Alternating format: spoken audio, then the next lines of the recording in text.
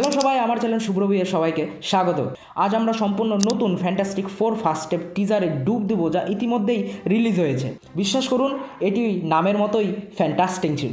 যদি আপনিও আমার মতো ফ্যান্টাস্টিক ফোর এমসিইউতে এন্টার করা নিয়ে এক্সাইটেড থাকেন, তো আজকে আমার সাথেই থাকুন, কারণ আমাদের বিশ্লেষণ করার জন্য আজকে অনেক কিছু রয়েছে। অসাধারণ কন্টেন্টের জন্য লাইক বাটনটি চাপুন এবং চ্যানেলটিকে সাবস্ক্রাইব করে নিন। চলো শুরু করা যাক। টিজারটি শুরু হয় নিউ ইয়র্ক সিটির একটি প্যানোরামিক শট নিয়ে, কিন্তু এখানে নানান ভিন্নতা আছে। স্টার টাওয়ার নতুন করে পুনর্নির্মাণ করা হচ্ছে, কিন্তু কেন জানেন? বক্সার বিল্ডিং এর নতুন জায়গা নিচ্ছে। ফ্যানেরা এর জন্য অনেক দিন থেকে অপেক্ষা ছিল এবং শেষ অবধি সেটা হচ্ছে। এবার চলুন কাস্ট নিয়ে কিছু কথা বলা যাক। রিড রিচার্ডস রোলে অভিনয় করছেন পেড্রো প্যাসকাল, যাকে দেখা যাচ্ছে মহাজাগতিক শক্তি সংক্রান্ত একটি গবেষণায় গভীরভাবে তিনি নিমগ্ন আছেন। টিজারটি তার প্রতিভাবক মেধা এবং সম্ভবত সেই দুর্ঘটনাকে তুলে ধরে, যেই দুর্ঘটনা থেকে তার গোটা টিম সুপার পাওয়ার্স পেয়েছিল। এরপর চলে আসে সুস্ট্রম, ইনভিজিবল ওম্যান, যার রোল প্লে করছে ভ্যানেসা কেরওয়াই। এই টিজারটিতে দেখা যাচ্ছে তিনি একটি রাস্তায় তার শক্তি প্রদান করছে বা তার সুপার পাওয়ার্স নিয়ে কিছু একটা করছে, যেটা খুবই অল্প পরিমাণে দেখা যায় কিন্তু খুবই চমৎকার। এরপর জনি স্টর্ম হিউম্যান টর্চের রোলে প্লে করতে দেখতে পারবো আমরা জোসেফ কুইনকে। যদিও জোসেফ কুইনকে আমরা স্ট্রেঞ্জার থিংসের সিজন 4 দেখেছিলাম, যে এডি মনসনের রোল প্লে করেছিল এবং তার স্যাক্রিফাইস ছিল খুবই একটা ইমোশনাল পার্ট। তো দেখা যাক সিজন 5-এ তার কিছু ব্যাক স্টোরি বা তার কিছু ক্লিপ ইউজ করা হয় কি হয় না। এবং দেখা যাচ্ছে তিনি তার ফেমাস লাইন ফ্লেম অন বলে আকাশে জ্বলতে জ্বলতে উড়ে চলে যাচ্ছে।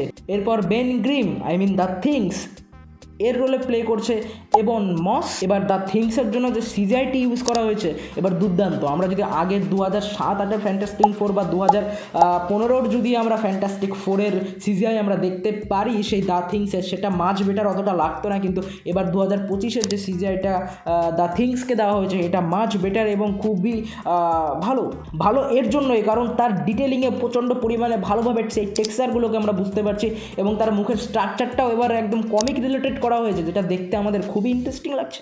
এবার আসি সব থেকে আকর্ষণীয় অংশে। টিজারটি এই টিমের একটি গোপন তথ্য বা গোপন স্টোরির দিকে ফোকাস দেয়, কিন্তু ভালো টুইস্ট সহ তাদের নিজের পার্সোনাল লাইফের সাথে সাথে তাদের এই সুপার হিরো লাইফকেও সম্মিলিত করে এগিয়ে যেতে হয়, যেটা দেখতে আমাদেরকে খুবই ইন্টারেস্টিং লাগবে। এবার টিজারে অল্প একটু কিছু দেখানো হয়েছে, এবার মুভির পার্ট কী হিসেবে রাখবে বা এমসিইউর ইউনিভার্স হিসেবে কীভাবে রাখবে, তো আমাদেরকে তাদের ব্যাক স্টোরি কতটাভাবে দেখানো হবে, নাকি সেগুলোকে ফ্ল্যাশব্যাক হিসেবে দেখিয়ে মেন স্টোরির দিকে ফোকাস করা হবে, সেটা তো আমরা মুভি দেখলেই বুঝতে পারবো। এরপর আমরা একটা প্রতিপক্ষের ঝলক পাই, যার ছায়াময় আবির্ভূত গোটা শহরকে ঢেকে নিয়েছে। এটা কি অ্যানাহিলাস, নাকি সম্ভবত ডক্টর ডুম, যে পিছন থেকে সব কিছু সামলাচ্ছেন? সম্ভাবনা প্রচুর পরিমাণে অসীম এবং এখানে নানান রকমের এক্সপেরিমেন্টের ক্লিপস দেখা যায় এবং যার থেকে আমরা মুভিতে সিলভার সার্ফারকেও দেখতে পারি বা তারও কেমিও অবশ্য হতেই পারে। এবার কিছু টিজার বা ফ্যান থিওরির সাথে মিক্সচার আপ যদি হয়ে আমরা আসি, সুতরাং এর মানে কি মার্ভেল ইউনিভার্সের জন্য আমরা কি সিক্রেট ওয়ার্সের দিকে এগিয়ে যাচ্ছি? অন্যান্য ছবিগুলোতে আমরা নানান রকমের ক্লিপস বা নানান রকমের ইঙ্গিত পাওয়ায় এটা অবশ্য হতেই পারে বা এর দিকেই হয়তো আমরা সম্ভবত এগিয়ে যাচ্ছি। আমি জানতে চাই আপনি কি ভাবছেন, আপনার মতে প্রধান ভিলেন কে বা কে হতে পারে? তোমার মন্তব্য অবশ্যই নিচের কমেন্ট বক্সে জানাবে। তো টিজারে আমরা এটুকুই দেখলাম, অতটা ডিটেলিংয়ে আমরা কিছু দেখিনি। যদিও নিউজ পাওয়া যাচ্ছে এখনও পুরোপুরিভাবে সব কিছু কমপ্লিট বা ওয়ার্ক শেষ হয়নি, তার জন্য যেটুকু কমপ্লিট হয়েছে তারই কিছু ক্লিপস দিয়ে টিজারটিকে রিলিজ করা হয়েছে। কারণ যদি আমরা টিমের 4টে সদস্যকে দেখতে যাই, হিউম্যান টর্চ, দ্য থিংস এবং ইনভিজিবল ওম্যানের আমরা কিছু সুপার পাওয়ার্স দেখি, কিন্তু the fantastic four read Richard যে আমাদের মেন ক্যারেক্টার, তার কোনো সুপার পাওয়ার্স ইউজ হতে আমরা দেখি না। কারণ নিউজে শুনি যে অনেক সিজিআই ওয়ার্ক বা অনেক ভিএফএক্স ওয়ার্ক এখনও বাকি আছে, তো অ্যাজ সেরকম কিছু আমরা টিজারে আর দেখতে পাই না। তো নেক্সট ট্রেলারের জন্য অপেক্ষা আর মুভির জন্য। আজ আমার সাথে থাকার জন্য এবং ফ্যান্টাস্টিক ফোর ফার্স্ট স্টেপ টিজারটির বিশ্লেষণ আমার সাথে দেখার জন্য অনেক ধন্যবাদ। যদি আপনি আমার ভিডিও উপভোগ করে থাকেন বা আমার ভিডিওটি যদি আপনাদের ভালো লেগে থাকে, অবশ্যই লাইক কমেন্ট করুন এবং আরও মার্বেল ফ্যান্স এবং তোমার বন্ধুদের সাথে ভিডিওটিকে শেয়ার করে দাও।